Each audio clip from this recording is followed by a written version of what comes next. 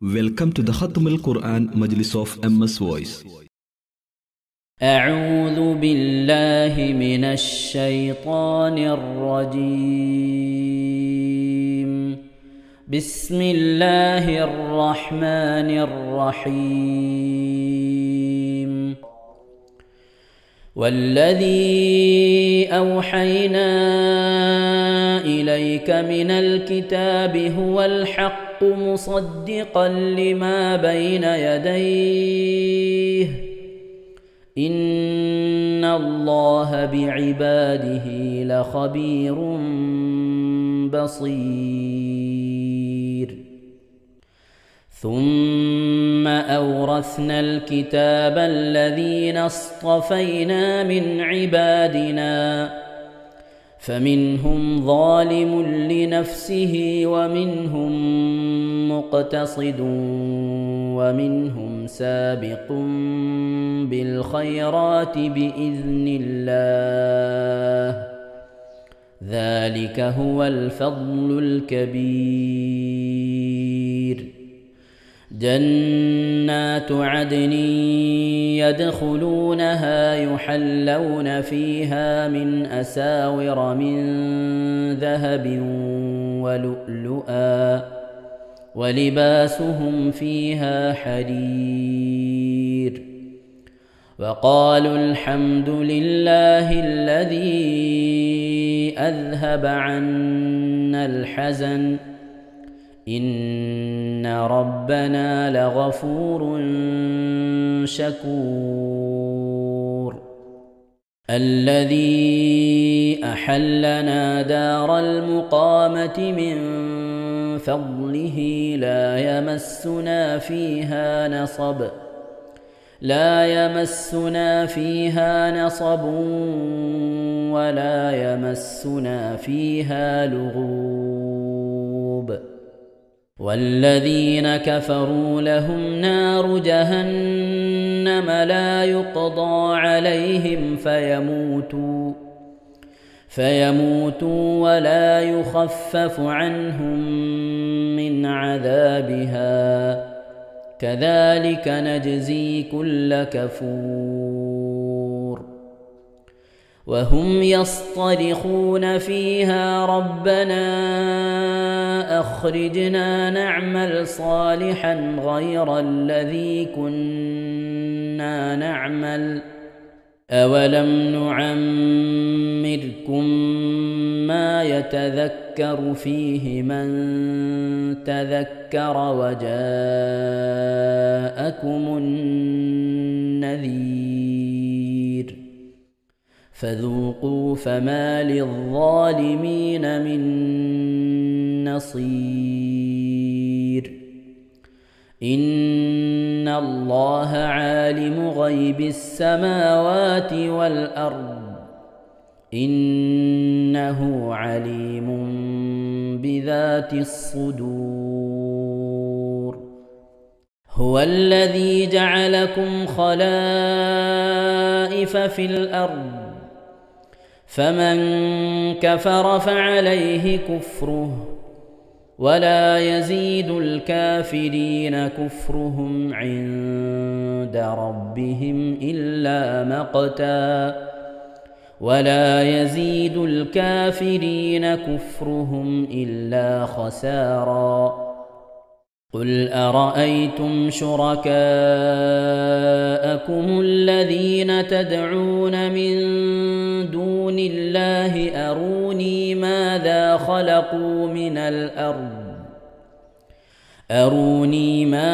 خلقوا من الأرض أم لهم شرك في السماوات أم آتيناهم كتابا فهم على بينة منه بل إن يعد الظالمون بعضهم بعضا إلا غرورا. إن الله يمسك السماوات والأرض أن تزولا ولئن زالتا إن أمسكهما من أحد من بعده إنه كان حليما غفورا وأقسموا بالله جهد أيمانهم لئن جاءهم نذير ليكونن أهدى من إحدى الأمم فلما جاءهم نذير ما زادهم إلا نفورا استكبارا في الأرض ومكر السيء ولا يحيق المكر السيء إلا بأهله فهل ينظرون إلا سنة الأولين فلن تجد لسنة الله تبديلا ولن تجد لسنة الله تحويلا أولم يسيروا في الأرض فينظروا كيف كان عاقبة الذين من قبلهم وكانوا أشد منهم قوة وما كان الله ليعجزه من شيء في السماوات ولا في الأرض إنه كان عليما قديرا ولو يؤاخذ الله الناس بما كسبوا ما ترك على ظهرها من دابة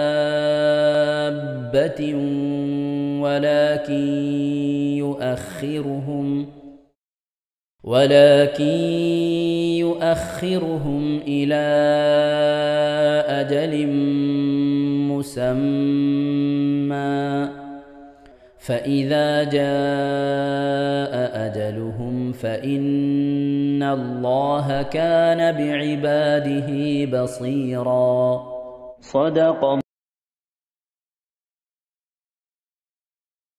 ഇൻഷാ അല്ലാഹ് പ്രിയമുള്ള മുഅ്മിനീങ്ങളെ ഇനി നമുക്ക് അൽ കഹ്ഫ് സൂറത്ത് പാരായണം ചെയ്യാം.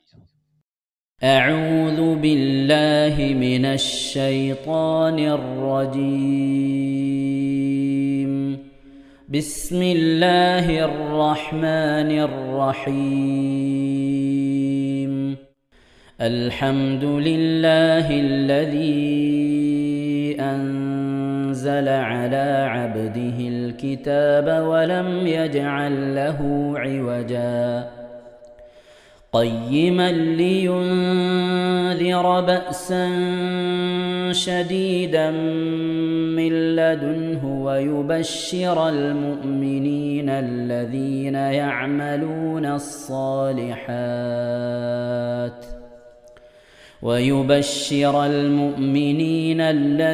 يعملون الصالحات أن لهم أجرا حسنا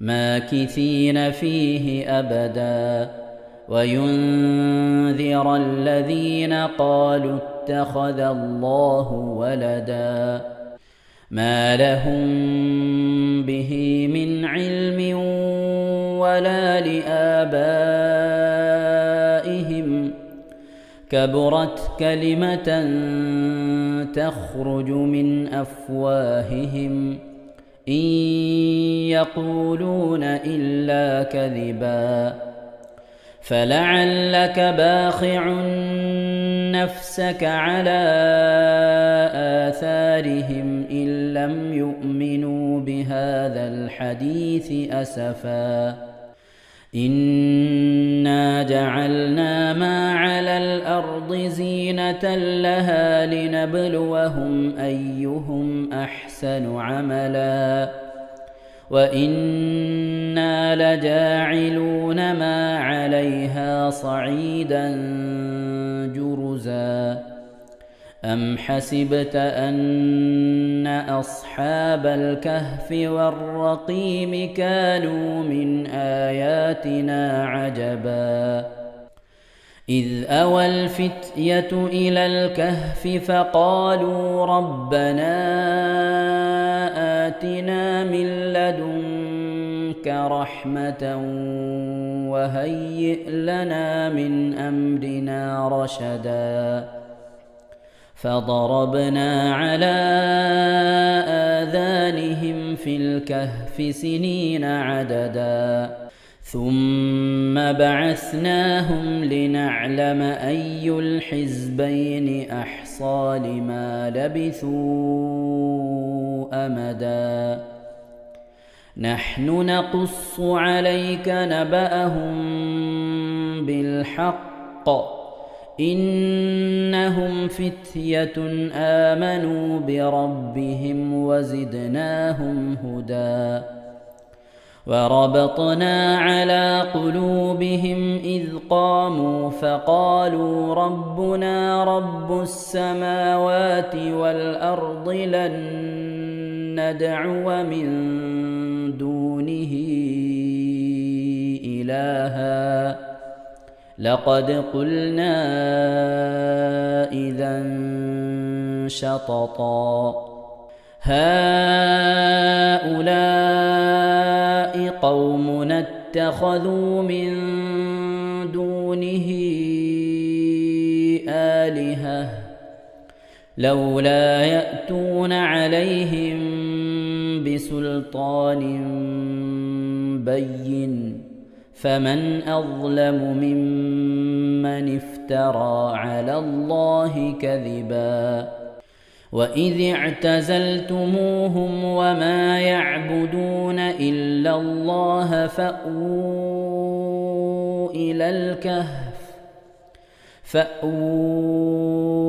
إلى الكهف ينشر لكم ربكم من رحمته ويهيئ لكم من أمركم مرفقا وترى الشمس إذا طلعت تزاور عن كهفهم ذات اليمين وإذا غربت تقرضهم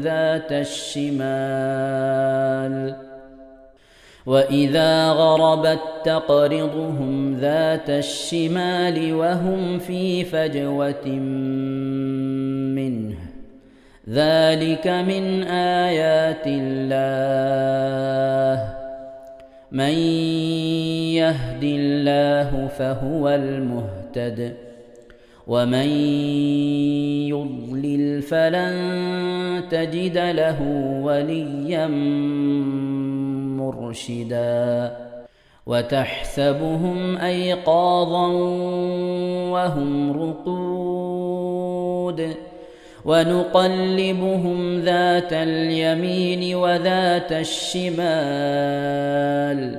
وكلبهم باسط ذراعيه بالوصيد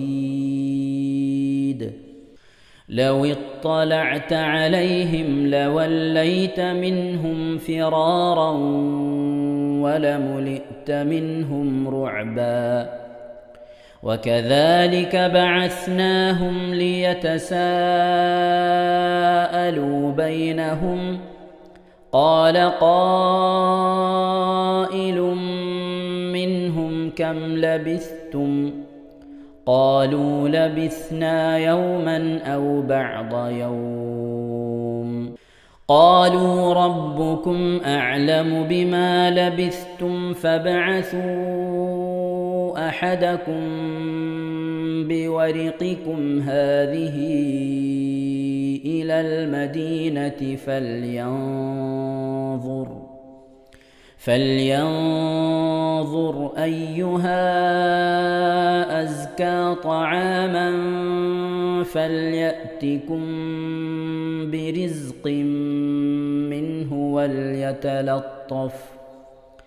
وليتلطف ولا يشعرن بكم أحدا إنهم إن يظهروا عليكم يرجموكم أو يعيدوكم في ملتهم ولن تفلحوا إذا أبدا. وكذلك أعثرنا عليهم ليعلموا أن وعد الله حق وأن الساعة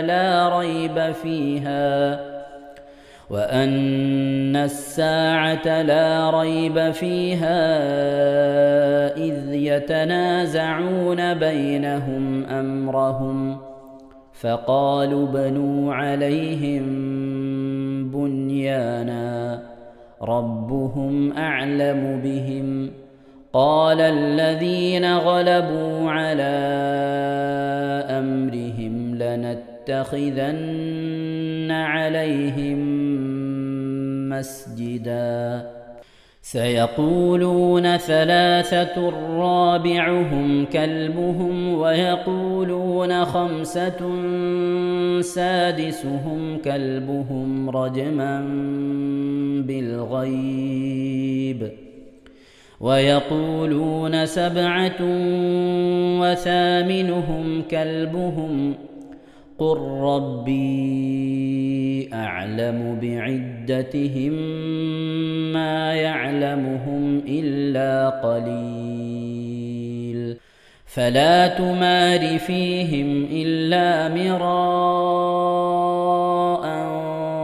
ظاهرا ولا تستفت فيهم منهم أحدا ولا تقولن لشيء إني فاعل ذلك غدا إلا أن يشاء الله واذكر ربك إذا نسيت وقل عسى أن يهديني ربي لأقرب من هذا رشدا.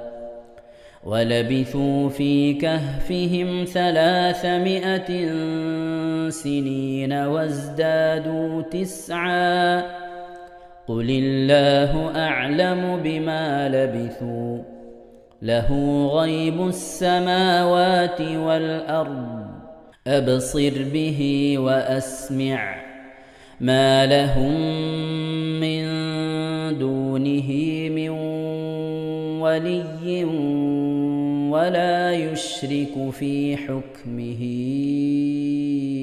أحدا.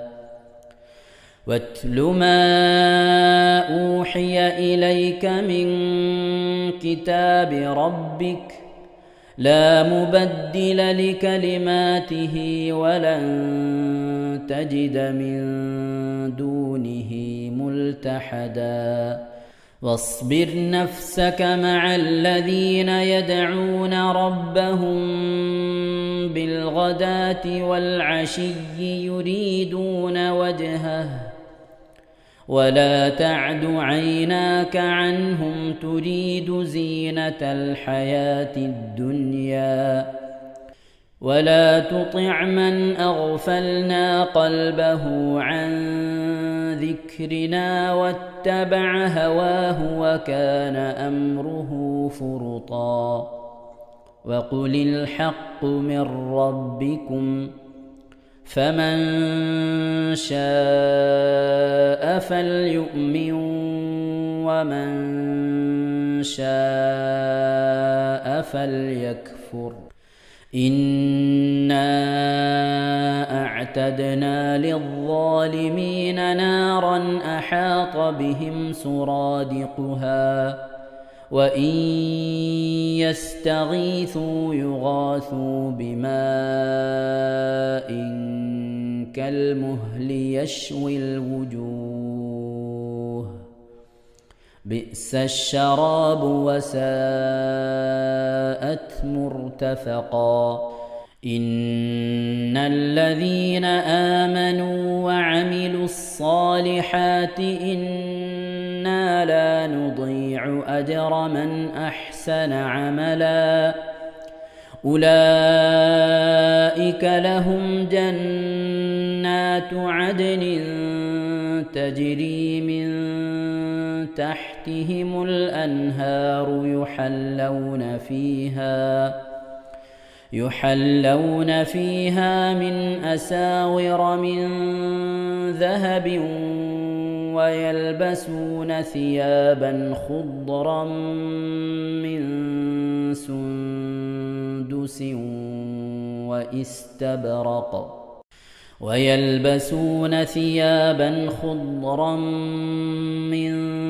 سندس واستبرق متكئين فيها على الأرائك نعم الثواب وحسنت مرتفقا واضرب لهم مثل الرجلين جعلنا لأحدهما جنتين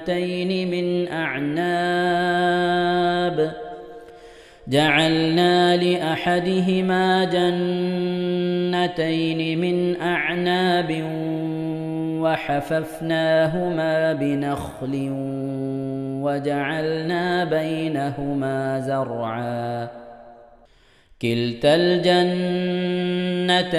آتت أكلها ولم تظلم منه شيئا وفجرنا خلالهما نهرا وكان له ثمر فقال لصاحبه وهو يحاوره أنا أكثر منك مالا وأعز نفرا ودخل جنته وهو ظالم لنفسه قال ما أظن أن تبيد هذه أبدا وما أظن الساعة قائمة ولئن رددت إلى ربي لأجدن خيرا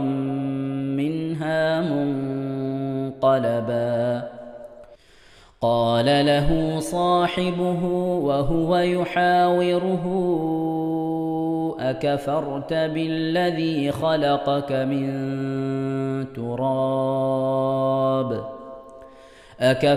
بالذي خلقك من تراب ثم من نطفة ثم سواك رجلا لكن هو الله ربي ولا أشرك بربي أحدا ولولا إذ دخلت جنتك قلت ما شاء الله لا قوة إلا بالله إن ترني أنا أقل منك مالا وولدا فعسى ربي أن يؤتيني خيرا من جنتك ويرسل عليها حسبانا من السماء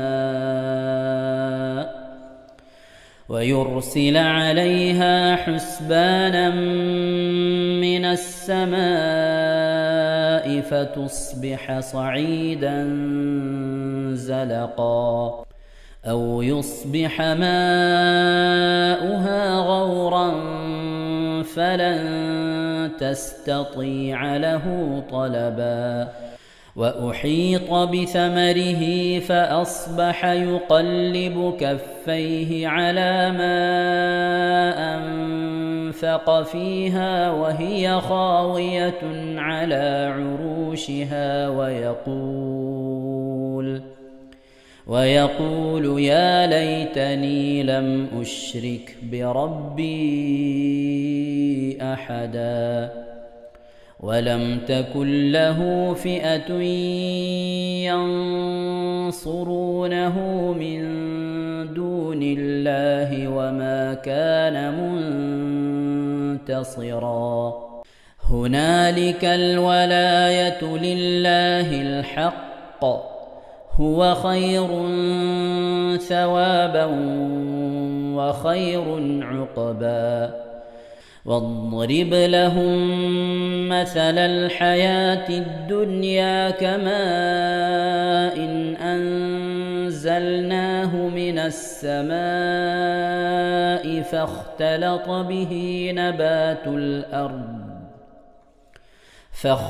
به نبات الأرض فأصبح هشيما تذروه الرياح وكان الله على كل شيء مقتدرا المال والبنون زينة الحياة الدنيا والباقيات الصالحات خير عند ربك ثوابا وخير أملا ويوم نسير الجبال وترى الأرض بارزة وحشرناهم فلم نغادر منهم أحدا وعرضوا على ربك صفا لقد جئتمونا كما خلقناكم أول مرة بل زعمتم أن لن نجعل لكم موعدا ووضع الكتاب فترى المجرمين مشفقين مما فيه ويقولون يا ويلتنا ما لهذا الكتاب لا يغادر صغيرة ولا كبيرة إلا أحصاها ووجدوا ما عملوا حاضرا ولا يظلم ربك أحدا وإذ قلنا للملائكة اسجدوا لآدم فسجدوا إلا إبليس كان من الجن ففسق عن أمر ربه أفتتخذونه وذريته أولياء من دوني وهم لكم عدو بئس للظالمين بدلا ما أشهدتهم خلق السماوات والأرض ولا خلق أنفسهم وما كنت متخذ المضلين عضدا ويوم يقول نادوا شركائي الذين زعمتم فدعوهم فلم يستجيبوا لهم وجعلنا بينهم موبقا ورأى المجرمون النار فظنوا أنهم مواقعوها ولم يجدوا عنها مصرفا ولقد صرفنا في هذا القرآن للناس من كل مثل وكان الإنسان أكثر شيء جدلا وما منع الناس أن يؤمنوا إذ جاءهم الهدى ويستغفروا ربهم إلا أن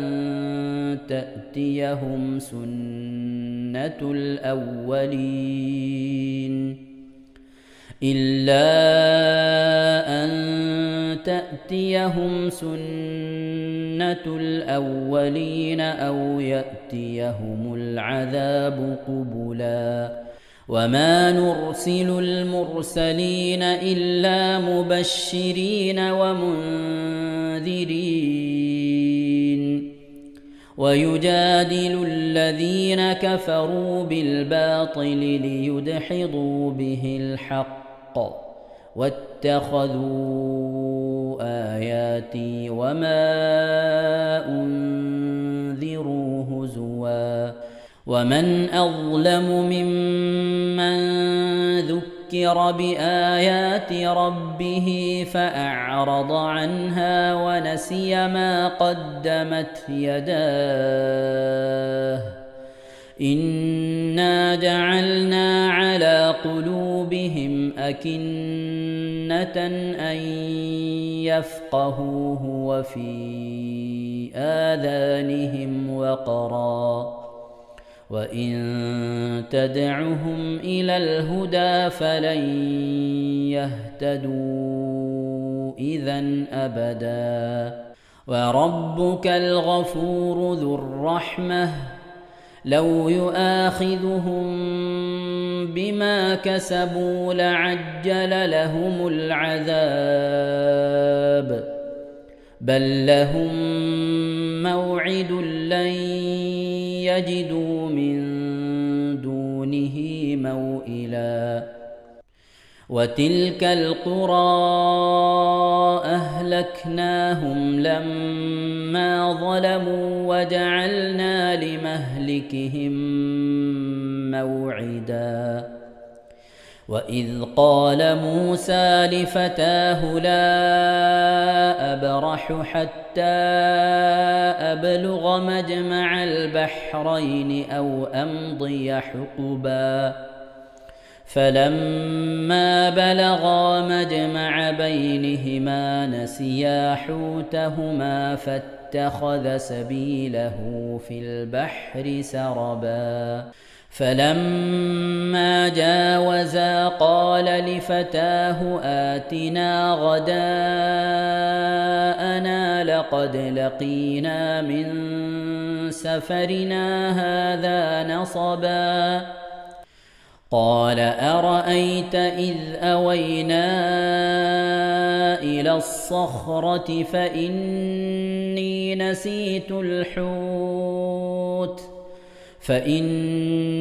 نسيت الحوت وما أنسانيه إلا الشيطان أن أذكره واتخذ سبيله في البحر عجبا قال ذلك ما كنا نبغ فارتدا على آثارهما قصصا فوجدا عبدا من عبادنا آتيناه رحمة من عندنا وعلمناه من لدنا علما قال له موسى هل أتبعك على أن تعلمني مما علمت رشدا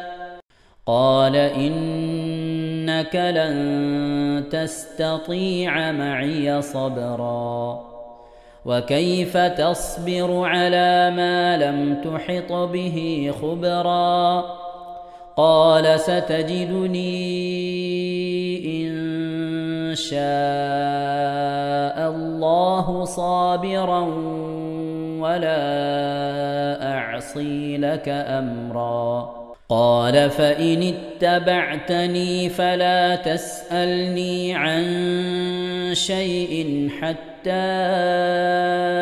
أحدث لك منه ذكرا فانطلقا حتى إذا ركبا في السفينة خرقها قال أخرقتها لتغرق أهلها لقد جئت شيئا إمرا قال ألم أقل إنك لن تستطيع معي صبرا قال لا تؤاخذني بما نسيت ولا ترهقني من أمري عسرا فانطلقا حتى إذا لقيا غلاما فقتله قال أقتلت نفسا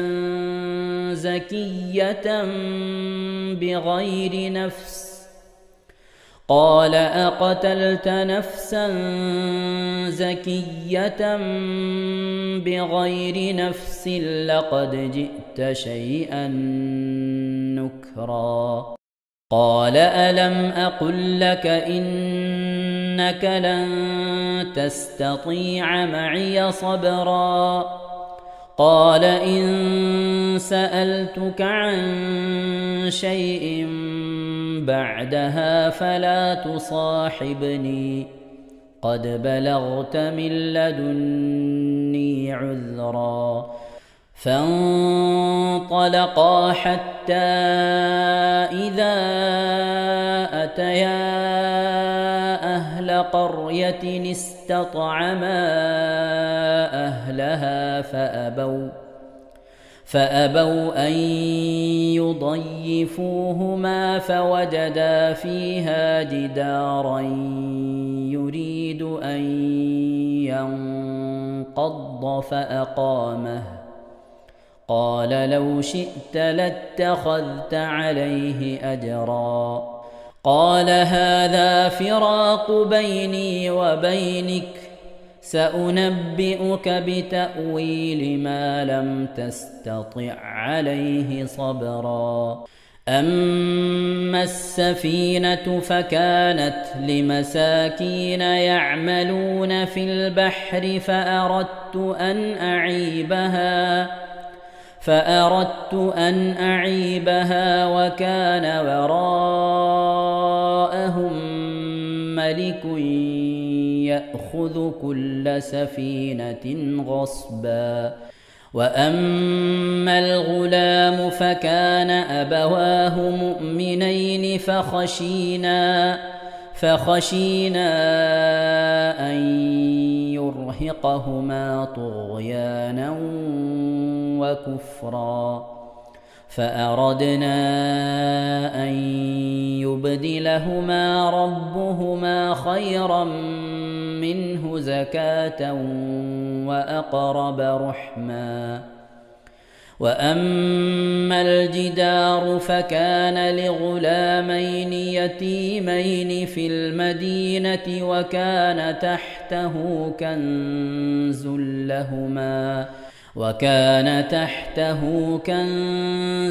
لهما وكان أبوهما صالحا فأراد ربك أن يبلغا أشدهما ويستخرجا كنزهما رحمة من ربك وما فعلته عن أمري ذلك تأويل ما لم تسطع عليه صبرا ويسألونك عن ذي القرنين قل سأتلو عليكم منه ذكرا إنا مكنا له في الأرض وآتيناه من كل شيء سببا فأتبع سببا حتى إذا بلغ مغرب الشمس وجدها تغرب في عين حمئة ووجد عندها قوما قلنا يا ذا القرنين إما أن تعذب وإما أن تتخذ فيهم حسنا قال أما من ظلم فسوف نعذبه ثم ثم يرد إلى ربه فيعذبه عذابا نكرا. وأما من آمن وعمل صالحا فله جزاء الحسنى وسنقول له من أمرنا يسرا. ثم أتبع سببا حتى إذا بلغ مطلع الشمس وجدها تطلع على قوم لم نجعل لهم من دونها سترا. كذلك وقد أحطنا بما لديه خبرا. ثم أتبع سببا حتى إذا بلغ بين السدين وجد من دونهما قوما لا يكادون يفقهون قولا. قالوا يا ذا القرنين إن يأجوج ومأجوج مفسدون في الأرض فهل نجعل لك خرجا على أن تجعل بيننا وبينهم سدا. قال ما مكني فيه ربي خير فأعينوني بقوة أجعل بينكم وبينهم ردما. آتوني زبر الحديد حتى إذا ساوى بين الصدفين قال انفخوا حتى إذا جعله نارا قال آتوني أفرغ عليه قطرا. فما استطاعوا أن يظهروه وما استطاعوا له نقبا. قال هذا رحمة من ربي فإذا جاء وعد ربي جعله دكاء وكان وعد ربي حقا. وتركنا بعضهم يومئذ يموج في بعض ونفخ في الصور فجمعناهم جمعا. وعرضنا جهنم يومئذ للكافرين عرضا. الذين كانت أعينهم في غطاء عن ذكري وكانوا لا يستطيعون سمعا. أفحسب الذين كفروا أن يتخذوا عبادي من دوني أولياء إنا أعتدنا جهنم للكافرين نزلا. قل هل ننبئكم بالأخسرين أعمالا الذين ضل سعيهم في الحياة الدنيا وهم يحسبون أنهم يحسنون صنعا. أولئك الذين كفروا بآيات ربهم ولقائه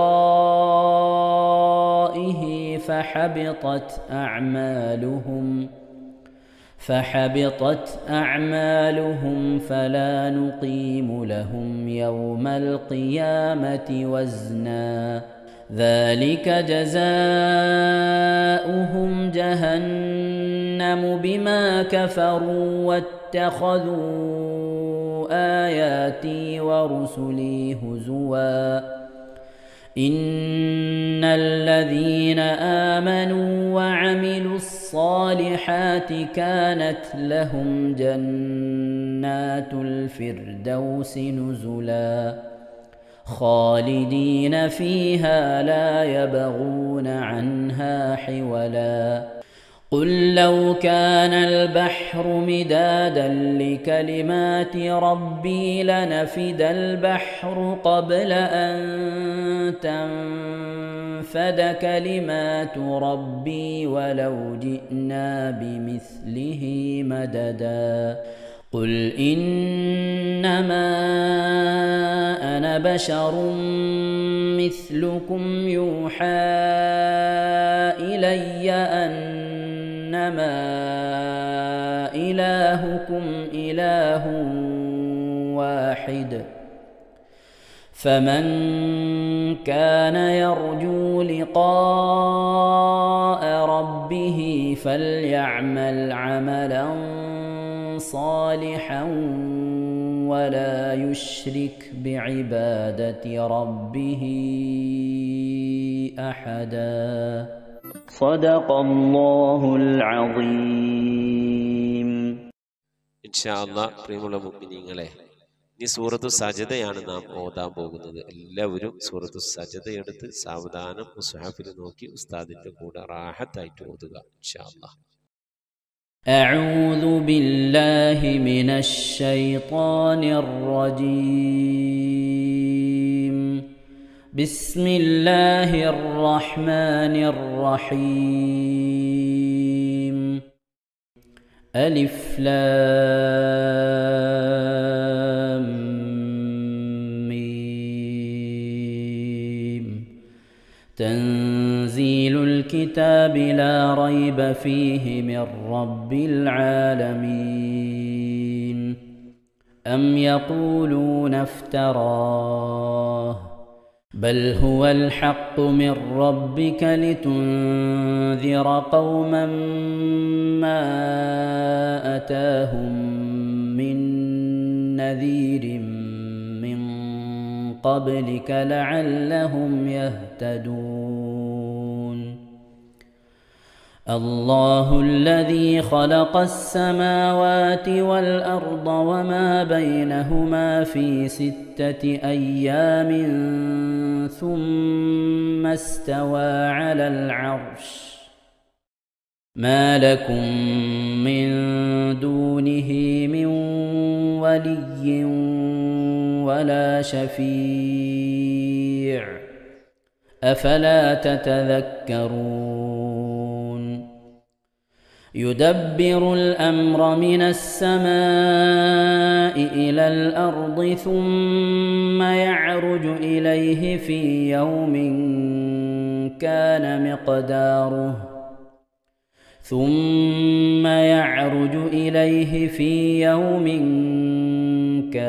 مقداره 1000 سنة مما تعدون.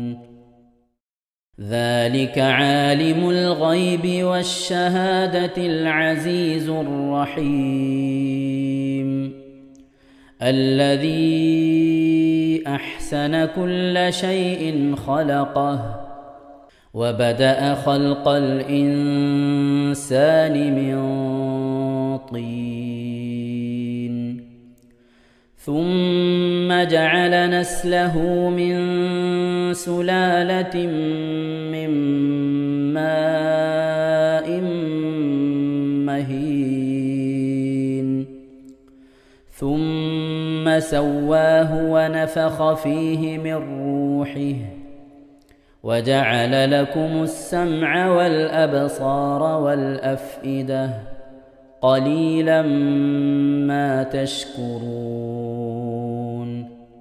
وقالوا أإذا ضللنا في الأرض أإنا لفي خلق جديد بل هم بلقاء ربهم كافرون. قل يتوفاكم ملك الموت الذي وكل بكم ثم إلى ربكم ترجعون ولو ترى إذ المجرمون ناكسوا رؤوسهم عند ربهم ربنا أبصرنا وسمعنا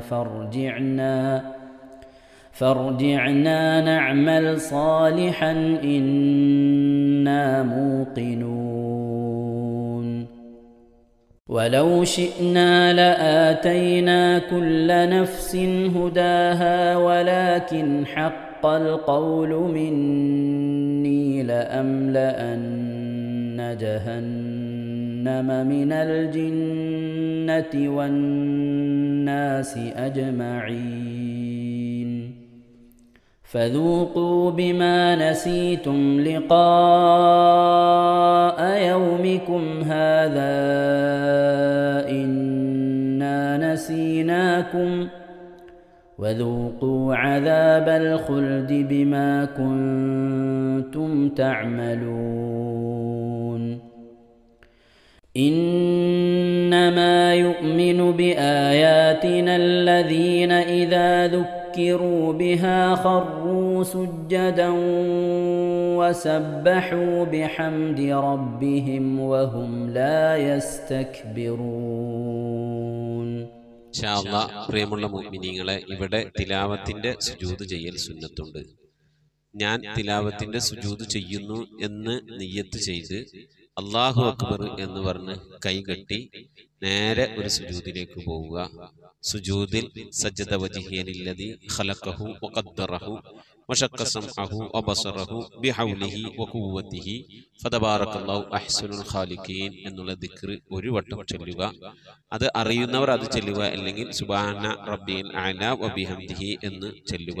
അതിനുശേഷം അല്ലാഹു അക്ബർ എന്ന് പറഞ്ഞ് എഴുന്നേറ്റ് അത്തഹിയാത്തിനിരിക്കുന്നത് പോലെ ഇരുന്ന ശേഷം അസ്സലാമു അലൈക്കും വറഹ്മത്തുള്ളാഹി എന്ന് വലഭാഗത്തേക്കും അസ്സലാമു അലൈക്കും വറഹ്മത്തുള്ളാഹി എന്ന് പറഞ്ഞ് ഇടഭാഗത്തേക്കും സലാം ഇട്ടുക. ഇങ്ങനെയാണ് തിലാവത്തിന്റെ സുജൂദ് ചെയ്യേണ്ടത്. ഇൻഷാ അല്ലാഹ് എല്ലാവരും വീഡിയോ സ്റ്റോപ്പ് ചെയ്ത് തിലാവത്തിന്റെ സുജൂദ് ചെയ്ത ശേഷം ഇൻഷാ അല്ലാഹ് വീഡിയോ പ്ലേ ചെയ്ത് ഖുർആൻ ഓതുക. ബാക്കി تتجافى جنوبهم عن المضاجع يدعون ربهم خوفا وطمعا ومما رزقناهم ينفقون فلا تعلم نفس ما أخفي لهم من قرة أعين جزاء بما كانوا يعملون أفمن كان مؤمنا كمن كان فاسقا لا يستوون أما الذين آمنوا وعملوا الصالحات فلهم جنات المأوى نزلا بما كانوا يعملون وأما الذين فسقوا فمأواهم النار كلما أرادوا أن يخرجوا منها أعيدوا فيها وقيل لهم ذوقوا عذاب النار الذي كنتم به تكذبون ولنذيقنهم من العذاب الأدنى دون العذاب الأكبر لعلهم يرجعون ومن أظلم ممن ذكر بآيات ربه ثم أعرض عنها إنا من المجرمين منتقمون ولقد آتينا موسى الكتاب فلا تكن في مرية من لقائه وجعلناه هدى لبني إسرائيل وجعلنا منهم أئمة يهدون بأمرنا لما صبروا وكانوا بآياتنا يوقنون إن ربك هو يفصل بينهم يوم القيامة فيما كانوا فيه يختلفون أولم يهد لهم كم أهلكنا من قبلهم من القرون يمشون في مساكنهم إن في ذلك لآيات أفلا يسمعون أولم يروا أنا نسوق الماء إلى الأرض الجرز فنخرج به زرعا تأكل منه أنعامهم وأنفسهم أفلا يبصرون ويقولون متى هذا الفتح إن كنتم صادقين قل يوم الفتح لا ينفع الذين كفروا إيمانهم ولا هم ينظرون فأعرض عنهم وانتظر إنهم منتظرون صدق الله العظيم. ഇൻഷാ അല്ലാഹ് പ്രിയമുള്ള മുഅ്മിനീങ്ങളെ, ഇനി അള്ളാഹുവിൻ്റെ പരിശുദ്ധ നാമങ്ങൾ അടങ്ങിയ അസ്മാഉൽ ഹുസ്ന ചൊല്ലി ദുആ ചെയ്യാനാണ് പോകുന്നത്. ഇൻഷാ അല്ലാഹ് അള്ളാഹുവിൻ്റെ പരിശുദ്ധമായ നാമങ്ങൾ അസ്മാഉൽ ഹുസ്ന ഇവിടെ നിന്ന് ചൊല്ലിത്തരും. നിങ്ങളെല്ലാവരും ഒപ്പം കേട്ട് ചെല്ലുക. അള്ളാഹു നമ്മെ ഏവരെയും അവൻ്റെ റിള ലഭിക്കുന്നവരുടെ കൂട്ടത്തിൽ, തൃപ്തി ലഭിക്കുന്നവരുടെ കൂട്ടത്തിൽ, നമ്മുടെയൊക്കെ ആഖിബത്ത് നന്നാവുന്നവരുടെ കൂട്ടത്തിൽ ഉൾപ്പെടുത്തി അനുഗ്രഹിക്കട്ടെ. ആമീൻ യാ റബ്ബൽ ആലമീൻ. أعوذ بالله من الشيطان الرجيم. أعوذ بالله من الشيطان الرجيم. بسم الله الرحمن الرحيم. بسم الله الرحمن الرحيم. اللهم إنا نسألك ونتوسل إليك ونتضرع إليك بأسمائك الحسنى يا الله يا رحمن يا الله يا رحيم يا الله يا ملك يا الله يا الله يا قدوس يا الله يا سلام يا الله يا الله يا مؤمن يا الله يا مهيمن يا الله يا الله يا عزيز يا الله يا الله يا جبار يا الله يا الله يا متكبر يا الله يا متكبر يا الله يا خالق يا الله يا الله يا بارئ يا الله يا الله يا مصبر يا الله يا الله يا غفار يا الله يا الله يا قهار يا الله يا يا وهاب يا الله يا يا رزاق يا الله يا الله يا فتاح يا الله يا يا يا الله عليم يا الله يا عليم يا يا الله قابل يا الله يا قابل يا يا الله باسط يا الله يا باسط يا يا الله خافل يا الله يا خافض يا يا الله رافع يا الله يا رافع يا الله يا معز يا الله يا معز يا الله يا مذل يا الله يا مذل يا يا الله سميع يا الله يا سميع يا الله يا بصير يا الله يا بصير يا يا الله حكم يا الله يا حكم يا يا الله عدل يا الله يا عدل يا يا الله لطيف يا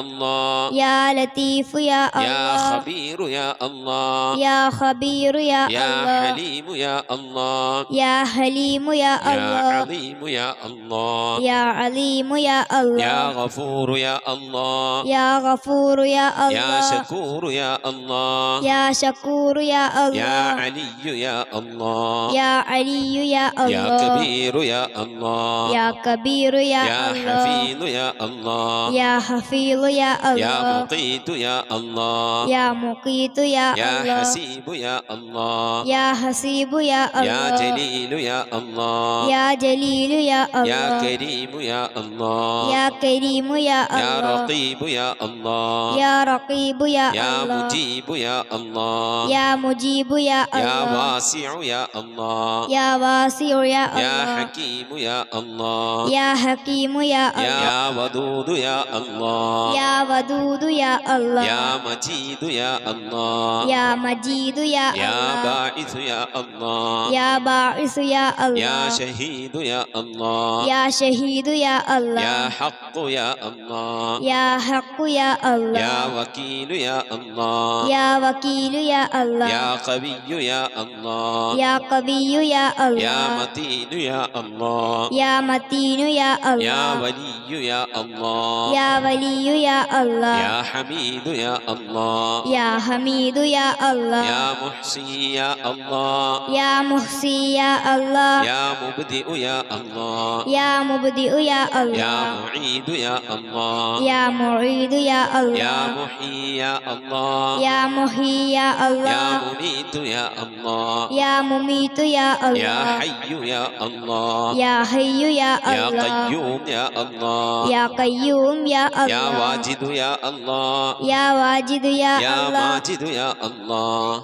يا ماجد يا يا الله واحد يا الله يا واحد يا يا الله صمد يا الله يا صمد يا يا الله قادر يا الله يا قادر يا يا الله مقتدر يا الله يا مقتدر يا يا الله مقدم يا الله يا مقدم يا الله يا مؤخر يا الله يا مؤخر يا يا الله أول يا الله يا أول يا الله يا آخر يا الله يا آخر يا يا الله ظاهر يا الله يا ظاهر يا يا الله باطن يا الله يا باطن يا يا الله والي يا الله يا والي يا الله يا متعالي يا الله يا متعالي يا يا الله بر يا الله يا بر يا يا الله تواب يا الله يا تواب يا يا الله منتقم يا الله يا منتقم يا يا الله عفو يا الله يا غفور يا يا الله رؤوف يا الله يا رؤوف يا يا الله مالك الملك يا الله يا مالك الملك يا الله يا ذا الجلال والإكرام يا الله يا ذا الجلال والإكرام يا يا الله مقسط يا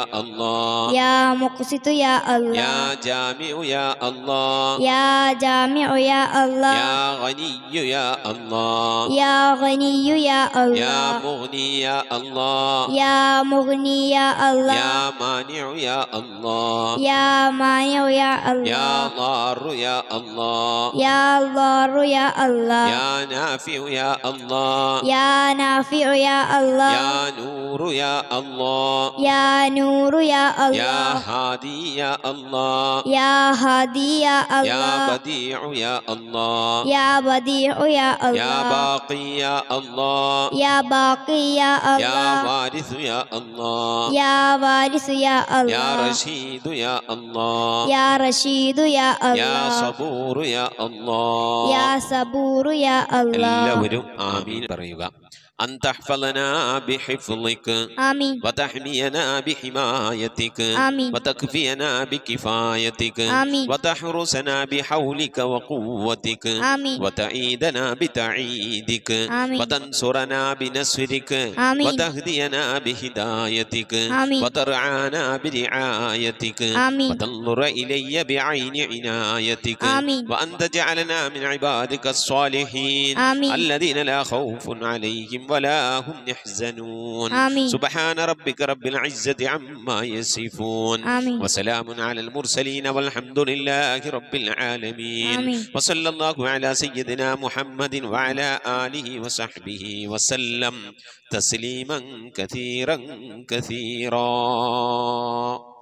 ഇൻഷാ അല്ലാഹ് പ്രിയമുള്ള മുഅ്മിനീങ്ങളെ, ഇനി സലാം ബൈത്തിൽ നിന്ന് അല്പം നമുക്ക് ചൊല്ലാം. صلواتي على النبي وسلامي وهو خير الأنام بدر التمام السلام عليك يا ماحي ذنوبي السلام عليك يا جالي الكروب صلواتي على النبي وسلامي وهو خير الأنام بدر التمام السلام عليك يا خير الأنام السلام عليك يا بدر التمام صلواتي على النبي وسلامي وهو خير الأنام بدر التمام السلام عليك يا نور الظلام السلام عليك يا كل المرام صلواتي على النبي وسلامي وهو خير الأنام بدر التمام السلام عليك يا ذا المعجزات نحمد الله السلام عليك يا هادي الهداة نشكر الله صلواتي على النبي والسلام نحمد الله وهو خير الأنام بدر التمام نشكر الله السلام عليك يا ذخر العصاة نحمد الله السلام عليك يا حسن الصفات نشكر الله صلواتي على النبي والسلام نحمد الله وهو خير الأنام بدر التمام نشكر الله السلام عليك يا رب السماح نحمد الله السلام عليك يا زين الملاح نشكر الله صلواتي على النبي والسلام نحمد الله وهو خير الأنام بدر التمام نشكر الله صلاة وتسليم وأزكى تحيتي على المصطفى صلوا عليه وسلموا. ഇൻഷാ അല്ലാഹ് പ്രിയമുള്ള മുഅ്മിനീങ്ങളെ, നമ്മുടെ സ്വലാത്ത് ദിക്ർ മജ്ലിസിലേക്ക് പ്രവേശിക്കാം.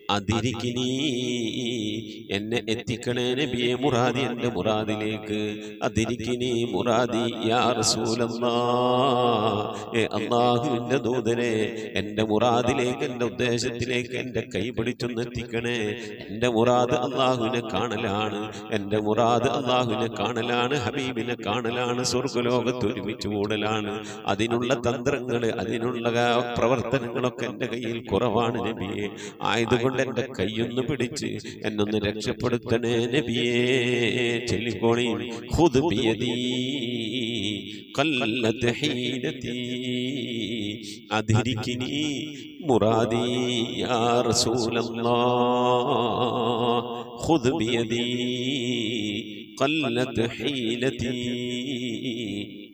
അദ്രികിനി മുറാദി യാ റസൂലല്ലാഹ് ഖുദ് ബിയദീ ഖല്ലത് ഹീലതീ അദ്രികിനി മുറാദി യാ റസൂലല്ലാഹ് അല്ലാഹുവിനെ സ്വീകരിക്കണേ അല്ലാഹ് അല്ലാഹുവിനെ ഖബൂലാക്കണേ അല്ലാഹ് ഹബീബിന്റെ പേരിൽ ഞങ്ങൾ ചൊല്ലിയതായ മദ്ഹ് സ്വീകരിക്കണേ അല്ലാഹ് ഹബീബായ പ്രവാചകന്റെ മേലിൽ ഞങ്ങൾ ചൊല്ലിയ സ്വലാത്ത് സ്വീകരിക്കണേ അല്ലാഹ് ഹബീബിന്റെ റൗദയിലേക്ക് ഞങ്ങൾ ചൊല്ലിയ സലാമുകൾ അവിടത്തേക്ക് എത്തിച്ചു നൽകണേ അല്ലാഹ് അല്ലാഹു ഹബീബിന്റെ ശഫാഅത്ത് ലഭിക്കുന്നവരുടെ കൂട്ടത്തിൽ ഞങ്ങളെ ഉൾപ്പെടുത്തണേ അല്ലാഹ് ഹബീബിന്റെ തൃക്കരങ്ങളിൽ നിന്ന് ഹൗദുൽ കൗസർ വാങ്ങി കുടിക്കാനുള്ള ഭാഗ്യം നൽകുന്നവരുടെ കൂട്ടത്തിൽ ഉൾപ്പെടുത്തണേ അല്ലാഹ് ഹബീബിന്റെ പേരിൽ ധാരാളം സ്വലാത്ത് ചൊല്ലാനുള്ള മനസ്സ് തൗഫീഖ് നൽകണേ അല്ലാഹ് ഹബീബ് പറഞ്ഞതനുസരിച്ച് ജീവിക്കാൻ അല്ലാഹു നീ തൗഫീഖ് നൽകണേ അല്ലാഹ് അല്ലാഹുവേ മരിക്കുന്നതിന് മുമ്പ് ഹബീബിനൊന്ന് കാണാനുള്ള ഭാഗ്യം നൽകണേ അല്ലാഹ് മതിവരോളം ഹബീബിന്റെ റൗദ സന്ദർശിക്കാനുള്ള ഭാഗ്യം നൽകണേ അല്ലാഹ് അല്ലാഹുവേ റഹ്മാനായ റബ്ബേ മനസ്സറിഞ്ഞുകൊണ്ട് സലാത്ത് സലാം നബിയുടെ പേരിൽ ചെല്ലുന്നവർക്ക് നൽകുന്ന എല്ലാ ഗുണവും അനുഗ്രഹവും ഞങ്ങൾക്ക് നൽകണേ അല്ലാഹ് ഞങ്ങൾ ഈ മജ്ലിസിനെ കബൂലാക്കണേ അല്ലാഹ് ഖതമ പൂർത്തിയാക്കാനുള്ള തൗഫീഖ് നൽകണേ അല്ലാഹ് ഞങ്ങളുടെ മുറാദുകളെ ഹസിനാക്കി നൽകണേ അല്ലാഹ് രോഗങ്ങൾക്ക് ശിഫ നൽകണേ അല്ലാഹ് ദുആ കൊണ്ട് വസിയ്യത്ത് ചെയ്തവരുടെ മുറാദുകൾ ഹസിനാക്കി നൽകണേ അല്ലാഹ് പ്രയാസങ്ങൾ വിഷമങ്ങളൊക്കെ നീക്കി റാഹത്തിലാക്കി നൽകണേ അല്ലാഹ് ആമീൻ ബിറഹ്മതിക യാ അർഹമർ റഹീമീൻ. അസ്സലാമു അലൈക്കും വറഹ്മത്തുള്ളാഹി വബറകാതുഹു. പ്രിയമുള്ള മുഅ്മിനീങ്ങൾ, എന്തൊക്കെയാണ് വിശേഷങ്ങൾ? എല്ലാവർക്കും സുഖം തന്നെയല്ലേ? അല്ലാഹു സുബ്ഹാനഹു വ തആല ഇഹത്തിലും പരത്തിലും നമുക്കൊക്കെ സുഖവും സന്തോഷമൊക്കെ നൽകി അനുഗ്രഹിക്കട്ടെ. ആമീൻ റബ്ബൽ ആലമീൻ. അൽഹംദുലില്ലാ, ഒരു വെള്ളിയാഴ്ച ദിവസം കൂടി നമ്മിലേക്ക് ആഗതമായിരിക്കുകയാണ്.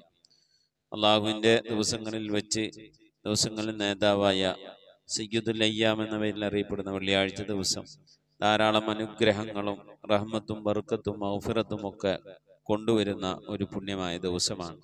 ആ ദിവസത്തെ ആദരിച്ച് ബഹുമാനിച്ചുകൊണ്ട് ഖുർആൻ ഓതുക, അതുപോലെ തന്നെ സൂറത്തുൽ കഹ്ഫ് പാരായണം ചെയ്യുക, നേരത്തോടെ പള്ളിയിലേക്ക് പോകുക, സ്ത്രീകളായ ആളുകൾ നേരത്തോടെ മുസല്ലയിൽ കയറുക. ഇങ്ങനെ ആ വെള്ളിയാഴ്ച ദിവസത്തെ ആദരിച്ച് ബഹുമാനിച്ച് ഇബാദത്ത് ചെയ്യുന്നവരുടെ കൂട്ടത്തിൽ അല്ലാഹു നമ്മെ അവരെ ഉൾപ്പെടുത്തി അനുഗ്രഹിക്കട്ടെ. ആമീൻ യാ റബ്ബൽ ആലമീൻ. പിന്നെ പലവരും ദിക്ർ സ്വലാത്തുകളൊക്കെ ചൊല്ലി മജ്ലിസിലേക്ക് അറിയിച്ചിട്ടുണ്ട്. പ്രത്യേകിച്ച് അസ്മാ മലപ്പുറം ഹദിയ അയച്ചു തന്നിട്ടുണ്ട്. മുറാദ് ഹാസിലാകാൻ, മഹാന് റാഹത്തായി ജോലി ശരിയാകാൻ, അസുഖങ്ങൾ മാറാൻ, വീട്ടിലുള്ള മാതാപിതാക്കളുടെ രോഗങ്ങൾ ഷിഫയാകാൻ, മരിച്ചുപോയവരുടെ മഗ്ഫിറത്തിനൊക്കെ വേണ്ടി ആവശ്യം ചെയ്തിട്ടുണ്ട്. അള്ളാഹു പ്രിയപ്പെട്ട അസ്മാ മലപ്പുറം സഹോദരിയായ ഹദിയനെ കബൂലാക്കണേ അല്ലാഹ്. അർഹമായ പ്രതിഫലത്തിലും പരത്തിലും നൽകി അനുഗ്രഹിക്കണേ റഹ്മാൻ. മകൻ വിദേശത്ത് ജോലി ചെയ്യുന്നുണ്ട്, പക്ഷെ അവനക്ക് ശമ്പളം എത്രയെന്ന് അവർ പറഞ്ഞിട്ടില്ല. വേറെ ജോലിക്ക് നോക്കുന്നുണ്ട്. അള്ളാഹുവേ ഖൈറായ റാഹത്തുള്ള ശമ്പളമുള്ള ജോലി ആ പ്രിയപ്പെട്ട മകന് നൽകി അനുഗ്രഹിക്കണേ റഹ്മാനെ. അതുപോലെ അസുഖം കൊണ്ട് പ്രയാസപ്പെടുന്നവർക്ക് ശിഫ നൽകണേ അല്ലാഹ്. മരിച്ചുപോയവർക്കൊക്കെ മഗ്ഫിറത്ത് നൽകണേ അല്ലാഹ്. സുനിത സാലിം 8313 സ്വലാത്ത് ചൊല്ലിയിട്ടുണ്ട്. അള്ളാഹു സ്വീകരിക്കണേ അല്ലാഹ്. അർഹമായ പ്രതിഫലത്തിലും പരത്തിലും നൽകണേ അല്ലാഹ്. ആമിന ആസിയ പോക്കർ 6000 സ്വലാത്ത് ചൊല്ലിയിട്ടുണ്ട്. അള്ളാഹുവിനെ സ്വീകരിക്കണേ അല്ലാഹ്. അർഹമായ പ്രതിഫലത്തിലും പരത്തിലും നൽകി അനുഗ്രഹിക്കണേ റഹ്മാനെ. ജയ്സൽ മങ്കട ദിക്ർ സലാത്തുകളൊക്കെ ചൊല്ലിയിട്ടുണ്ട്, അള്ളാഹുവിനെ സ്വീകരിക്കണേ അള്ളാഹ്. അർഹമായ പ്രതിഫലം ത്തിലും പരത്തിലും നൽകി അനുഗ്രഹിക്കണേ അള്ളാഹ്. മറിയം ബീവി കരുനാഗപ്പള്ളി 7000 ദിക്ർ 7000 സലാത്ത് 500 ഇഖ്ലാസ് സൂറത്ത് ഓതിയിട്ടുണ്ട്, അള്ളാഹു സ്വീകരിക്കണേ അള്ളാഹ്. അർഹമായ പ്രതിഫലത്തിലും പരത്തിലും നൽകി അനുഗ്രഹിക്കണേ റഹ്മാനെ. റംല അലിയാർ ചെറുവട്ടൂർ വാട്സപ്പ് കൂട്ടായ്മയിലൂടെ 40,450 സലാത്തും ദിക്ർ 60,800 ചൊല്ലിയിട്ടുണ്ട്, അള്ളാഹുവിനെ കബൂലാക്കണേ അള്ളാഹ്. ആരൊക്കെയാണ് ആ കൂട്ടായ്മയിലൂടെ ദിക്ർ ചൊല്ലിയത് സ്വലാത്ത് ചൊല്ലിയത് അള്ളാഹ് നീ അവരൊക്കെ അറിയാലോ റബ്ബെ. അവർക്ക് നീ മഗ്ഫിറത്ത് നൽകണേ അള്ളാഹ്. ഖബർ വിശാലമാക്കി അള്ളാഹു അവരിൽ നിന്ന് മരിച്ചുപോയവരൊക്കെ ഖബർ നീ വിശാലമാക്കി കൊടുക്കണേ റഹ്മാനെ. അള്ളാഹുവെ നിൻ്റെ മഹ്ലു ഫദ്ൽ കൊണ്ട് ആ ചൊല്ലിയവരുടെ മുറാദുകൾ ഹാസിലാക്കി രോഗങ്ങൾ ശിഫ നൽകി അനുഗ്രഹിക്കണേ അള്ളാഹ്. അതുപോലെ പ്രത്യേകിച്ച് റംല അലിയാറിൻ്റെ രോഗങ്ങൾ മാറാൻ, ഉദ്ദേശിച്ച രീതിയിലുള്ള സ്ഥലം കിട്ടാൻ, റാഹത്തായിട്ടൊന്ന് ഉറങ്ങി കിട്ടാനൊക്കെ വേണ്ടി ആവശ്യത്തെ ചെയ്തിട്ട് അള്ളാഹു നീ ഖൈറിലാക്കണേ അള്ളാഹ്. രോഗങ്ങൾക്ക് ശിഫ നൽകണേ അള്ളാഹ്. ഉദ്ദേശിച്ച റാഹത്തായ സ്ഥലം നൽകി അനുഗ്രഹിക്കണേ അള്ളാഹ്. ആമീൻ. അതുപോലെ പിന്നെ സുബൈർ ആൻഡ് ഫാമിലി കൊല്ലം 33,693 സ്വലാത്ത് ചൊല്ലിയിട്ടുണ്ട്. അതുപോലെ തന്നെ അള്ളാഹുവെ നീ സ്വീകരിക്കണം അള്ളാഹ്, കബൂലാക്കണേ അള്ളാഹ്. അർഹമായ പ്രതിഫലത്തിലും പരത്തിലും നൽകണേ അള്ളാഹ്. പ്രത്യേകിച്ച് സുബൈർക്കാടെ മകൾ മെയ് 5 അഥവാ ഞായറാഴ്ച നീറ്റിൻ്റെ പരീക്ഷ എഴുതുന്നുണ്ട്. നല്ല രീതിയിൽ പാസ്സാകാനൊക്കെ വേണ്ടി ആവശ്യത്തെ ചെയ്തിട്ടുണ്ട്, അള്ളാഹ് ഉന്നത വിജയം നൽകണേ അള്ളാഹ്. ഓർമ്മശക്തി, ബുദ്ധിശക്തി, ഇൽമു, ആഖിൽ, അദബൊക്കെ നൽകി അനുഗ്രഹിക്കണേ അള്ളാഹ്. കൊച്ചുറാബിയ പുത്തഞ്ചിറ സ്വലാത്ത് 7,200 ദിക്ർ 5,300 ഇഖ്ലാസ് 700.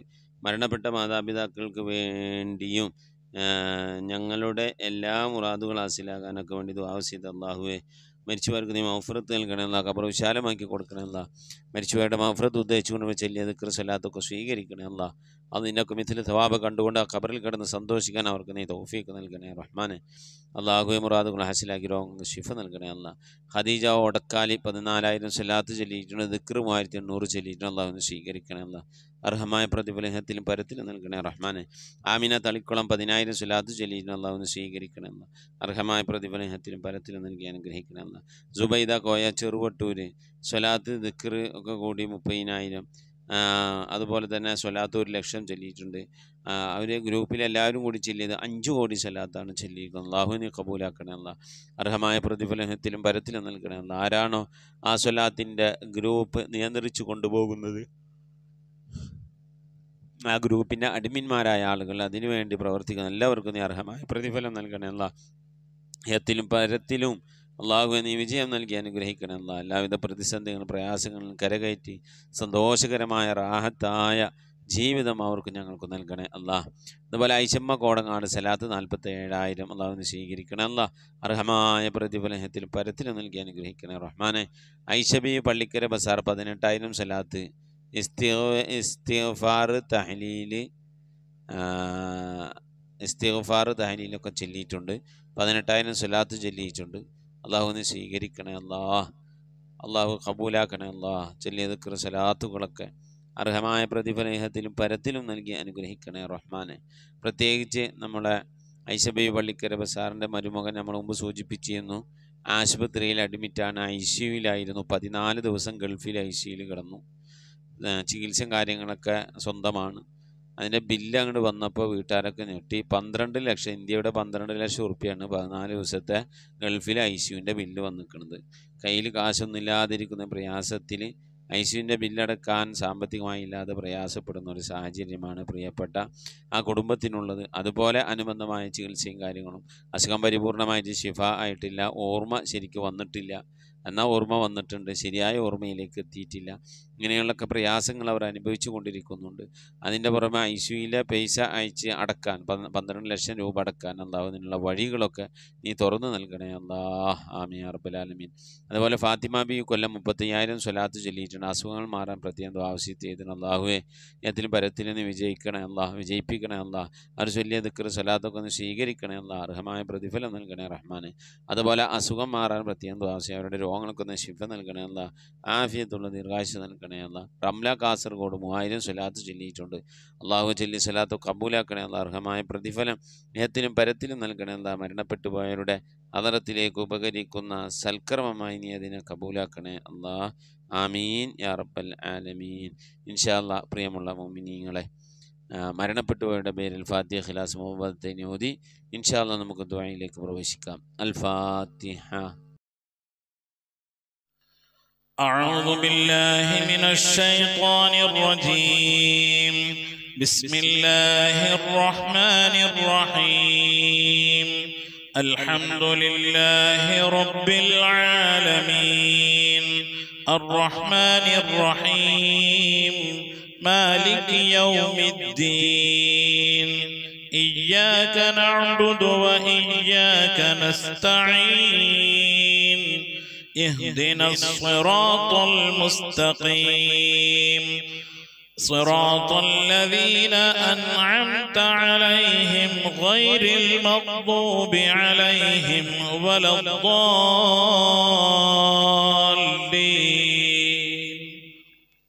آمين. بسم الله الرحمن الرحيم. قل هو الله أحد الله الصمد لم يلد ولم يولد ولم يكن له كفوا أحد. بسم الله الرحمن الرحيم. قل هو الله أحد الله الصمد لم يلد ولم يولد ولم يكن له كفوا أحد. بسم الله الرحمن الرحيم. قل هو الله أحد الله الصمد لم يلد ولم يولد ولم يكن له كفوا أحد. بسم الله الرحمن الرحيم. قل أعوذ برب الفلق من شر ما خلق ومن شر غاسق إذا وقب ومن شر النفاثات في العقد ومن شر حاسد إذا حسد. بسم الله الرحمن الرحيم. قل أعوذ برب الناس ملك الناس إله الناس من شر الوسواس الخناس الذي يوسوس في صدور الناس من الجنة والناس. صدق الله صدق الله صدق الله العلي العظيم. آمين آمين. الحمد لله رب العالمين. اللهم صل على سيدنا محمد وعلى آل سيدنا محمد. اللهم صل على سيدنا محمد الفاتح لما أغلق والخاتم لما سبق ناصر الحق بالحق والهادي إلى صراطك المستقيم وعلى آله حق قدره ومقداره العظيم. لا إله إلا الله الموجود بكل زمان، لا إله إلا الله المعروف بكل إحسان، لا إله إلا الله المعبود بكل مكان، لا إله إلا الله المذكور بكل لسان، لا إله إلا الله كل يوم هو في شأن، لا إله إلا الله الأمان من زوال الإيمان من شر الشيطان ومن ظلم السلطان. يا قديم الإحسان يا غفور يا غفار برحمتك يا أرحم الراحمين. പടച്ചവനെ ലോകരക്ഷിതാവേ അർഹമുറാഹിമായ അല്ലാഹ്, ഞങ്ങൾ ഓതിയതായ പരിശുദ്ധമായ ഖുർആൻ ശരീഫിനെ നീ സ്വീകരിക്കണേ അല്ലാഹ്. റബ്ബേ, ഞങ്ങൾ ചൊല്ലിയതായ സ്വലാത്തുകളെ ദിക്റുകളെ നീ സ്വീകരിക്കണേ അല്ലാഹ്. റഹ്മാനായ റബ്ബേ, ഞങ്ങൾ ഓതിയതായ അസ്മാഉൽ ഹുസ്ന നീ സ്വീകരിക്കണേ അല്ലാഹ്. ഹബീബിന്റെ മദ്ഹ് ചൊല്ലിയത് നീ ഖബൂലാക്കണേ അല്ലാഹ്. ഹബീബിന്റെ മേൽ ഞങ്ങൾ സലാം പറഞ്ഞത് നീ സ്വീകരിക്കണേ അല്ലാഹ്. അല്ലാഹു ഇതൊക്കെ നാളെ ഞങ്ങളെ ഖബറിലേക്ക് ഉപകരിക്കുന്ന സൽക്കർമ്മമാക്കണേ അല്ലാഹ്. റബ്ബേ, വെള്ളിയാഴ്ച ദിവസം റബ്ബേ സുബ്ഹി നമസ്കാരത്തിന് ശേഷം നിന്റെ പരിശുദ്ധമായ കലാമ് നിവർത്തി വെച്ച് ഖുർആൻ ഓതി അൽ-കഹ്ഫ് സൂറത്ത് ഓതി അല്ലാഹുവേ ദിക്ർ ചൊല്ലി സ്വലാത്ത് ചൊല്ലി നിന്റെ ഹബീബിന്റെ മദ്ഹ് പറഞ്ഞ് നിന്റെ ദർബാറിലേക്ക് കരങ്ങൾ ഉയർത്തുന്നു അല്ലാഹ്. നീ ഞങ്ങളെ സ്വീകരിക്കണേ അല്ലാഹ്. സംഭവിച്ചു പോയ സർവ്വാപരാധങ്ങൾ ഞങ്ങൾക്ക് നീ വിട്ടുപുറത്ത് മാപ്പാക്കി തരണേ അല്ലാഹ്. ഞങ്ങളിവിടെ ചൊല്ലിയതിൻ്റെ ഓതിയതിൻ്റെ ഒരുമിച്ച് ഓടിയതിൻ്റെ കമിത്തിന് സവാബിന് ഹബീബായ പ്രവാചകൻ മുത്ത് മുഹമ്മദ് മുസ്തഫ സല്ലല്ലാഹു അലൈഹി വസല്ലമ തങ്ങളെ ഹദ്റത്തിലേക്ക് എത്തിക്കണേ അല്ലാഹ്. അവിടുത്തെ ശഫാഅത്ത് ലഭിക്കുന്നവരുടെ കൂട്ടത്തിൽ ഈ ഭാവികളായി ഞങ്ങളെ നീ ഉൾപ്പെടുത്തണേ അല്ല. എല്ലാ അമ്പിയാക്കളും മുർസലീങ്ങൾ അവരുടെ അനുചരന്മാരുടെ ഹദ്റത്തിലേക്ക് എത്തിക്കണേ അല്ല. അസ്ഹാബുൽ ബദരീങ്ങൾ ഉഹദീങ്ങൾ ഖന്ദഖീങ്ങൾ എല്ലാ സഹാബത്തെ കിറാമിന്റെ ഹദ്റത്തിലേക്കും എത്തിക്കണേ അല്ല. അഹ്ലു ബൈത്തിന്റെ ഹദ്റത്തിലേക്ക് ഉമ്മഹാത്തുൽ മുഅ്മിനീങ്ങളുടെ ഹദ്റത്തിലേക്ക് അയിമ്മത്തുൽ മുജ്തഹിദീങ്ങളുടെ ഹദ്റത്തിലേക്ക് ഖുലഫാഉർ റാഷിദീങ്ങളുടെ ഹദ്റത്തിലേക്ക് അല്ലാഹുവേ എല്ലാ ഔലിയാക്കളുടെ ഹദ്റത്തിലേക്ക് സ്വാലിഹീങ്ങളുടെ സജ്ജനങ്ങളുടെ മശായിഖന്മാരുടെ ഖൈറുൽ അഹ്ലുവാരുടെ ശുഹദാക്കളുടെ സിദ്ദീഖീങ്ങളുടെ ഹദ്റത്തിലേക്ക് എത്തിക്കണേ അല്ലാ. റബ്ബേ അവർക്കൊക്കെ നിന്റെ അടുക്കലുള്ള പദവികളെ ദറജകളെ സ്ഥാനങ്ങൾ ഉയർത്തി കൊടുക്കണേ അല്ലാ. അവരുടെ ഹക്ക് ജാഹ് ബർക്കത്ത് കൊണ്ട് ഈ പാപികളായി ഞങ്ങളെ നീ രക്ഷപ്പെടുത്തണേ അല്ലാ. ദുനിയാവിനും ആഖിറത്തിനും രക്ഷപ്പെടുത്തണേ അല്ലാ. ദുനിയാവിനും ആഖിറത്തിനും സലാമത്തിലാക്കണേ അല്ലാ. റഹ്മാനായ റബ്ബേ ഞങ്ങളുടെ ദോഷങ്ങളൊക്കെ വിട്ടുപുറത്ത് മാപ്പാക്കി തരണേ അല്ലാ. ഞങ്ങളുടെ ദോഷങ്ങളുടെ കാഠിന്യം കൊണ്ട് ഞങ്ങളെ നീ ശിക്ഷിക്കല്ല അല്ലാ. ഞങ്ങളെ നീ പരീക്ഷിക്കല്ല അല്ലാ. മാരകമായ രോഗങ്ങൾ തന്ന് ഞങ്ങളെ നീ പരീക്ഷിക്കല്ല അല്ലാ. സാമ്പത്തിക മാനസികമായ പ്രയാസങ്ങൾ തന്ന് ഞങ്ങളെ നീ പരീക്ഷിക്കല്ല അല്ലാ. റഹ്മാനായ റബ്ബേ അല്ലാഹുവേ ദുനിയാവിൽ ഞങ്ങൾ സംഭവിച്ചു പോയതൊക്കെ നീ വിട്ടുപുറത്ത് മാപ്പാക്കണേ അല്ലാ. അത് നീ ഖബറിലേക്ക് മാറ്റിവെക്കല്ല അല്ലാ. നാളെ മഹ്ശറയിലേക്ക് മാറ്റിവെക്കല്ല അല്ലാ. നാളെ ഹിസാബിൻ്റെ വേളയിലേക്ക് മാറ്റിവെക്കല്ല അല്ലാ. നീ ഞങ്ങൾക്ക് വിട്ടുപുറത്ത് മാപ്പാക്കി തരണേ അല്ലാ. ഒരു മനുഷ്യൻ ഖബറിൽ നിന്ന് രക്ഷപ്പെട്ടാൽ ദുനിയാവിൽ നിന്ന് ആഖിറത്തിലേക്കുള്ള കടമ്പകൾ കടക്കുന്നതിന് ആദ്യത്തെ കടമയാണ്, ആദ്യത്തെ തടസ്സമാർഗമാണ് ഖബർ എന്ന് പറയുന്നത്. ആ ഖബറിൽ നിന്ന് രക്ഷപ്പെട്ടാൽ അവൻ എല്ലാ സ്ഥലത്തു നിന്ന് രക്ഷപ്പെടുമെന്ന. അതുകൊണ്ട് റബ്ബേ നീ ഞങ്ങളെ ഖബറിൽ നിന്ന് രക്ഷപ്പെടുത്തണേ അല്ലാ. അല്ലാഹു ഞങ്ങളോട് ചൊല്ലിയതിൻ്റെ ഓതിയതിൻ്റെ ഒരുമിച്ച് കൂടിയതിൻ്റെ ഒക്കെ മിഥില സവാബിന് ഞങ്ങളുടെ മരണപ്പെട്ടു പോയി ഉമ്മയുടെ ഹദ്റത്തിലേക്ക്, ഉപ്പയുടെ ഹദ്റത്തിലേക്ക്, ഭാര്യയുടെ ഹദ്റത്തിലേക്ക്, ഭർത്താവിൻ്റെ ഹദ്റത്തിലേക്ക്, സന്താനങ്ങളുടെ ഹദ്റത്തിലേക്ക്, പേരമക്കളുടെ ഹദ്റത്തിലേക്ക്, വല്യപ്പമാരുടെ വല്യമ്മമാരുടെ ഹദ്റത്തിലേക്ക്, റഹ്മാനായ റബ്ബേ സഹോദരി സഹോദരന്മാരുടെ ഹദ്റത്തിലേക്ക് ഞങ്ങളുമായി അങ്ങനെ ബന്ധപ്പെട്ട പലവരും മരിച്ചു പോയിരിക്കുന്നു അല്ലാ. ഉമ്മ വഴിക്ക്, ഉപ്പ വഴിക്ക്, കൂട്ടുകുടുംബാദികൾ, ബന്ധുമിത്രാദികൾ പലവരും മരണപ്പെട്ടു പോയിട്ടുണ്ട് അല്ലാ. അവരുടെയൊക്കെ ഹദ്റത്തിലേക്ക് നിന്റെ മിഥില സവാബിനെത്തിക്കണേ അല്ലാ. അവരൊക്കെ ഓർത്തുകൊണ്ട് ഞങ്ങൾ ഈ വെള്ളിയാഴ്ച ദിവസം ഒരുമിച്ച് കൂടി ചൊല്ലിയതിൻ്റെ ഓതിയതിൻ്റെ ഒക്കെ മിഥില സവാബ് കണ്ടുകൊണ്ട് അവർക്ക് വേണ്ടി ദുആ ചെയ്ത് അവരുടെ ഖബറിലേക്ക് ഹദിയാക്കും. അതിൻ്റെ ഒക്കെ പ്രതിഫലം ഖബറിലേക്ക് എത്തുമ്പോൾ ഈ പ്രതിഫലമൊക്കെ കണ്ടുകൊണ്ട് ആ പ്രിയപ്പെട്ടവർക്ക് സന്തോഷിക്കാനുള്ള തൗഫീഖ് നൽകണേ അല്ലാ. നാളെ ഞങ്ങളുടെ ഖബറിലേക്കുള്ള സന്തോഷമാക്കണേ അല്ലാ. ഞങ്ങളെ ചൊല്ലിയതിന് ഒരുമിച്ച് കൂട്ടിയതിനൊക്കെ റഹ്മാനായ റബ്ബേ നിന്റെ മഹദ് കൊണ്ട് അല്ലാ ഞങ്ങൾ മരണപ്പെട്ടു പോയ ഖബർ നീ സന്തോഷത്തിലാക്കി കൊടുക്കണേ അല്ലാ. കണ്ണെത്താ ദൂരത്തേക്ക് ഖബർ നീ വിശാലമാക്കി കൊടുക്കണേ അല്ലാ. എന്തെങ്കിലും വിധ പ്രയാസങ്ങൾ വിഷമങ്ങൾ ഖബറിൽ അനുഭവിക്കുന്നുവെങ്കിൽ പ്രിയപ്പെട്ടവർക്ക് നീ സലാമത്ത് നൽകണേ അല്ലാ. നിന്റെ കൃപയുടെ കാരുണ്യത്തിൻ്റെ വിട്ടുവീഴ്ചയുടെ മഗ്ഫിറത്തിൻ്റെ കവാടങ്ങൾ അവർ ഖബറിലേക്ക് തുറന്നെടുത്തുകൊണ്ട് അവിടെ നീ സന്തോഷത്തിലാക്കണേ അല്ലാ.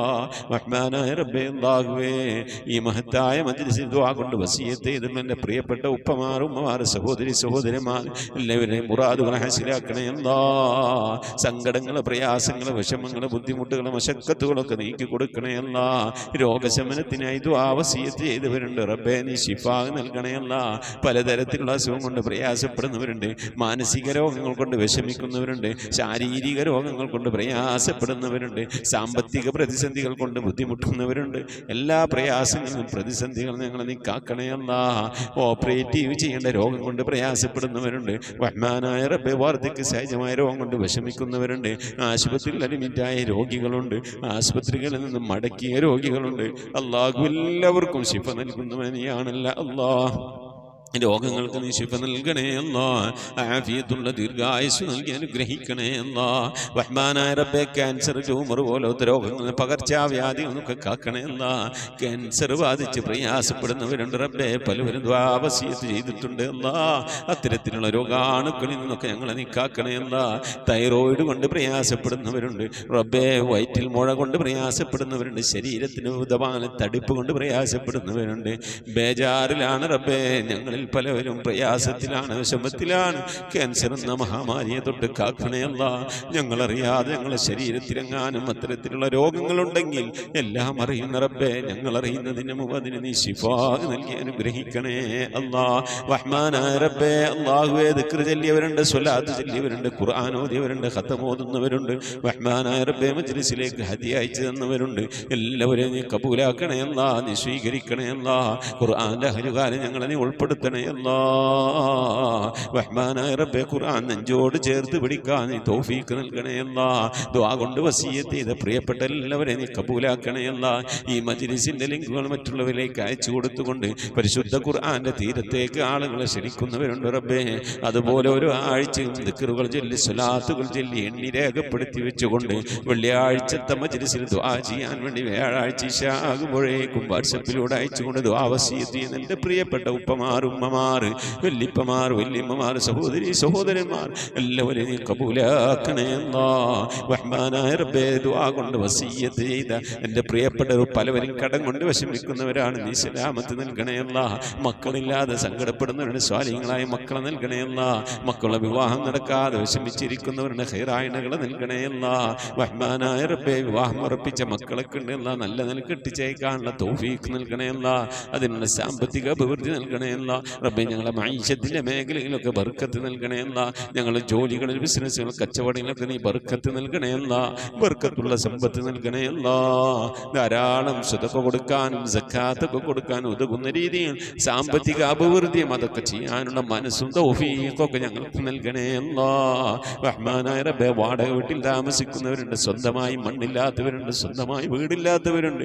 അല്ലാഹു, ഇതൊന്നും നിനക്കൊരു പ്രശ്നമല്ലല്ല അല്ലാ. വീടില്ലാത്തവർക്ക് വീട് നൽകണേ അല്ലാ. വീട് പണി തുടങ്ങി വെച്ചവർക്ക് പൂർത്തിയാക്കി കൊടുക്കണേ അല്ലാ. ജോലിയില്ലാതെ പ്രയാസപ്പെടുന്നവരുണ്ട്, വിദേശത്തും സ്വദേശത്തും ഉണ്ട്, വിസ കിട്ടാതെ, അക്കാമ കിട്ടാതെ, ലൈസൻസ് കിട്ടാതെ ഒക്കെ പ്രയാസപ്പെടുന്നവർ അല്ലാഹു നീ സലാമത്തിലാക്കണേ അല്ലാ. ശത്രുതകളിൽ നിന്ന്, സിഹ്റുമാരണങ്ങളിൽ നിന്ന്, ശൈത്താനിയത്തിന്റെ ജിന്നിഫിരീത്ത് റുഹാനിയത്തിന്റെ ഉപദ്രവങ്ങളിൽ നിന്നൊക്കെ കാക്കണേ അല്ലാ. മഖ്ബൂലും മബ്റൂറുമായ ഹജ്ജും ഉംറയും മർദിയായ സിയാറത്തൊക്കെ ചെയ്യാനുള്ള തൗഫീഖ് നൽകണേ അല്ലാ. ഹജ്ജ് ചെയ്യാതെ, ഉംറ ചെയ്യാതെ, പുന്നാര ഹബീബിന്റെ റൗള സിയാറത്ത് ചെയ്യാതെ ദുനിയാവിൽ നിന്ന് വിട പറയേണ്ട ഒരവസ്ഥയിലേക്ക് ഞങ്ങളെ നീ എത്തിക്കല്ല അല്ലാ. മരിക്കുന്നതിന്റെ മുമ്പ് ഹബീബായ പ്രവാചകൻ മുത്ത് മുഹമ്മദ് മുസ്തഫ സല്ലല്ലാഹു അലൈഹി വസല്ലം തങ്ങളുടെ പുന്നാര പൂമുഖം ഇങ്ങനെ ദർശിച്ചുകൊണ്ട് ദിക്ർ ചൊല്ലി സ്വർഗ്ഗം കണ്ട് ലാ ഇലാഹ ഇല്ലല്ലാഹ് എന്ന് അല്ലാഹു ഉറക്കനെ ചൊല്ലിക്കൊണ്ടൊരു വെള്ളിയാഴ്ച രാവിലോ, അല്ലാഹു ഇതുപോലെ ഒരു വെള്ളിയാഴ്ച പകലിലോ ഈ ദുനിയാവിൽ നിന്ന് വിട പറയാൻ ഞങ്ങൾക്ക് തൗഫീഖ് നൽകണേ അല്ലാ. ഞങ്ങളെ സക്രാത്ത് എളുപ്പമാക്കി തരണേ അല്ലാ. മരണം നന്നാക്കി തരണേ അല്ലാ. ബിഹഖി മുഹമ്മദിൻ സല്ലല്ലാഹു അലൈഹി വസല്ലം വആലി മുഹമ്മദിൻ സല്ലല്ലാഹു അലൈഹി വസല്ലം വസ്ഹാബി മുഹമ്മദിൻ സല്ലല്ലാഹു അലൈഹി വസല്ലം. ربنا آتنا في الدنيا حسنة وفي الآخرة حسنة وقنا عذاب النار. ربنا اغفر لنا وارحمنا ولوالدينا ولمن ماتوا منا يا غافر المذنبين. آمين برحمتك يا أرحم الراحمين. صلى الله تعالى وسلم على خير خلقه سيدنا محمد وآله وصحبه أجمعين. سبحان ربك رب العزة عما يصفون وسلام على المرسلين والحمد لله رب العالمين. بفضله صلى الله على محمد صلى الله عليه وسلم. صلى الله على محمد صلى الله عليه وسلم. اللهم صل على محمد يا رب صل عليه وسلم وصل على جميع الأنبياء المرسلين والحمد لله رب العالمين. آمين. تقبل الله. മുഅ്മിനീങ്ങളെ, അടുത്ത വ്യാഴാഴ്ച ആകുമ്പോഴേക്കും പരമാവധി ദിക്ർ സലാത്തുകളൊക്കെ ചൊല്ലി എഴുതി രേഖപ്പെടുത്തി വെക്കണം ഇൻഷാ അല്ലാഹ്. എന്നിട്ട് വ്യാഴാഴ്ച ഇശാ ആകുമ്പോഴേക്കും നമ്മൾ മജ്ലിസിലേക്ക് അയക്കണം എന്ന് ഓർമ്മപ്പെടുത്തുന്നു. നിങ്ങളുടെ വിലയേറിയ ദുആയിൽ ഈ പാവപ്പെട്ട എന്നെയും കുടുംബത്തെ ഉൾപ്പെടുത്തണം. അസ്സലാമു അലൈക്കും വറഹ്മത്തുള്ളാഹി വബറകാതുഹു.